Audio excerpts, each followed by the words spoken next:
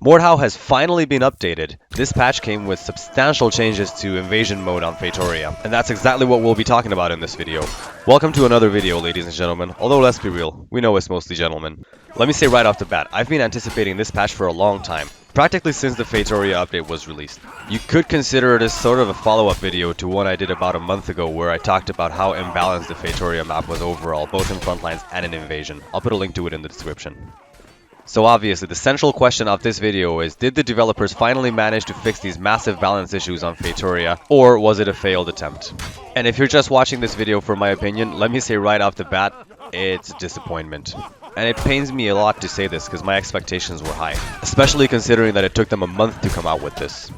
They actually changed a lot of things in this patch, including the attributes of most weapons so they can be more distinguishable from each other.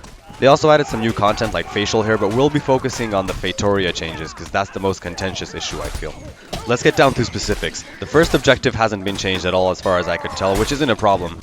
Since most of this battle takes part in the castle and in the town, I feel that it's good for balance that part of it happens outside in an open area. I was sad and surprised to see that they haven't even re-added the mortar yet.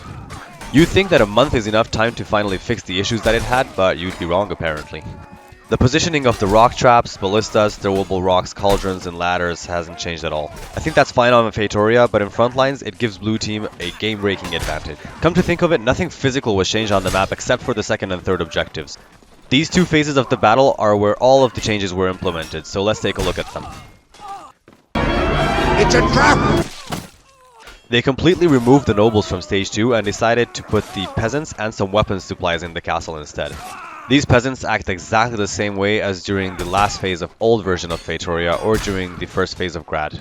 The weapon supplies are technically something we haven't seen in Mordhau before. They act pretty much in the same way as the torches and explosive barrels. A player who is carrying one of them can't defend themselves and they need to carry it to a specific spot on the map. So obviously for a team to be successful, these players require backup to be able to complete the objective. Unfortunately, from what I've seen so far, this objective is even easier than what it used to be in the third phase. Every time I played this map since the update, Red Team was able to complete this objective in less than 3 minutes, but usually less than 2. It wouldn't be an exaggeration to call this change a fail. Let's move on to the third and final objective. I'm gonna cut the developers some slack on this one. As far as the objective goes, it's exactly the same as phase 2 of the old version of Feitoria. However, from what I've seen so far, attacking team has a much more difficult task at hand in this version. The same 3 nobles and their defending soldiers have a much wider area to utilize for defense. This gives them more room for creativity and building defensive structures around certain areas.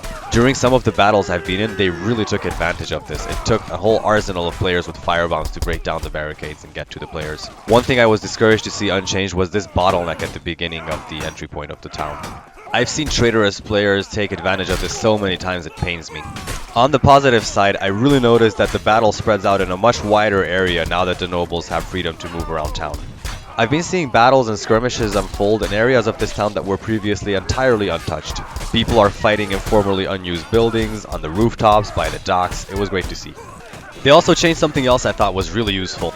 Before, during the beginning of the second objectives, attacking team was able to damage the nobles even before players took control of them. Attackers often took advantage of this situation by abusing the AI and getting a quick victory on that objective. Luckily, this won't be possible anymore. The AI nobles will be invulnerable to damage until a player takes control of them. They also decrease the time players have available to decline becoming a noble. This means that those characters will be taken control of sooner, helping defense a lot.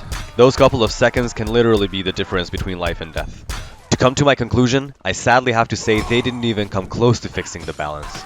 I will say they did take some steps in the right direction and it's not as one-sided as it used to be. And even though it's not balanced, I enjoy that they changed it up a bit because the replayability of this map was honestly not the best. The changes that they have made also incentivize players to try out new approaches and strategies. Even though the developers spent a month rebalancing things, attacking team won 75% of the games I've played so far. Let me know what you think down in the comments. Did Triternian do a decent job, or is there still a lot of work to be done? I'm still eagerly waiting for whatever update the developers roll out next. Anyways, that's all I had to say in this one. Thanks a lot for watching my video. Subscribe to my channel if you enjoyed it, and see you in the next one.